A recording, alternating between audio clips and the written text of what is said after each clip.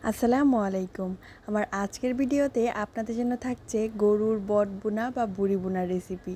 আশা করি আমার আজকের ভিডিওটা আপনাদের অনেক বেশি ভালো লাগবে। চলুন তাহলে দেখে নেওয়া যাক। বুড়ি রান্না করার জন্য প্রথমে আমি চুলায় একটি কড়াই বসিয়ে দিলাম। এবার এর মধ্যে দিয়ে দিলাম তেল পরিমাণ মতো।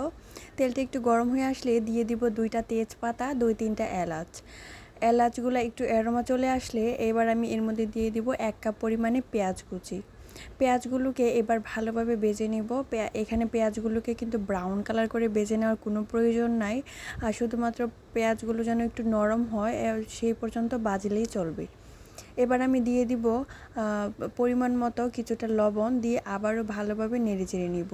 এবার আদা রসুনের পেস্ট অ্যাড করে দিব 1.5 টেবিল চামচ পরিমাণে। এরপর আমি শুকনো মশলাগুলো অ্যাড করে দিব।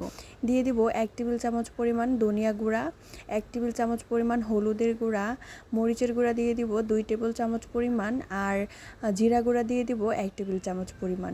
এখানে আমি মরিচের গুঁড়াটা একটু বেশি ব্যবহার করছি, এটা আপনারা প্রয়োজন অনুসারে কমিয়ে বা বাড়িয়ে নিতে পারেন। এবার ভালোভাবে নেড়েচেড়ে আমি মশলাগুলোকে ভালোভাবে মিশিয়ে নিব। মশলা কষানোর জন্য এখানে আমি সামান্য পরিমাণে পানি ব্যবহার করছি, মশলাটা যেন পুড়ে না যায় সেদিকে খেয়াল রাখতে হবে।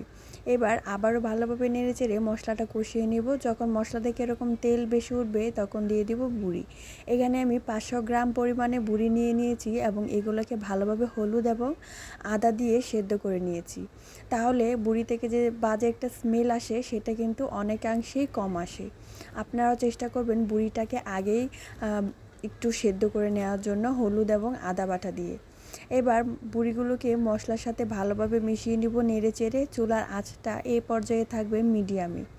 যেই প্রসেসে আমি গরুর বুড়িটা বোনা করেছি সেম প্রসেস ফলো করে কিন্তু আপনারা খাসির বুড়িটাও বোনা করে নিতে পারেন। মশলার সাথে ভালোভাবে মেশানো হয়ে গেলে একটা ঢাকনা দিয়ে ডেকে রান্না করে দিব 20 থেকে 25 মিনিটের মতো। 20 থেকে 25 মিনিট পর ফিরে এলাম।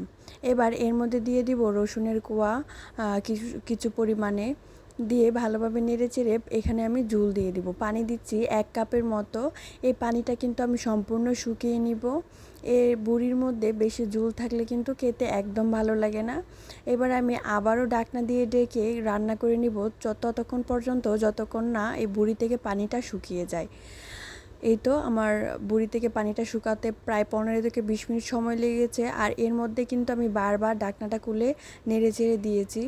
এবার আপনারা চাইলে এই পর্যায়েও এটা রেখে তুলে নিতে পারেন। আমি এটাকে আরেকটু ভাজা ভাজা করে নেব, সেজন্য আরও কিছুক্ষণ রান্না করব। এই তো আমার রান্নাটা প্রায় শেষ হয়ে গিয়েছে, আমি এই পর্যায়ে বুড়িটা নামিয়ে নিব। আশা করি আমার আজকের রেসিপিটা আপনাদের অনেক বেশি ভালো লেগেছে। যদি ভালো লেগে থাকে লাইক, কমেন্ট, শেয়ার করে পাশে থাকবেন।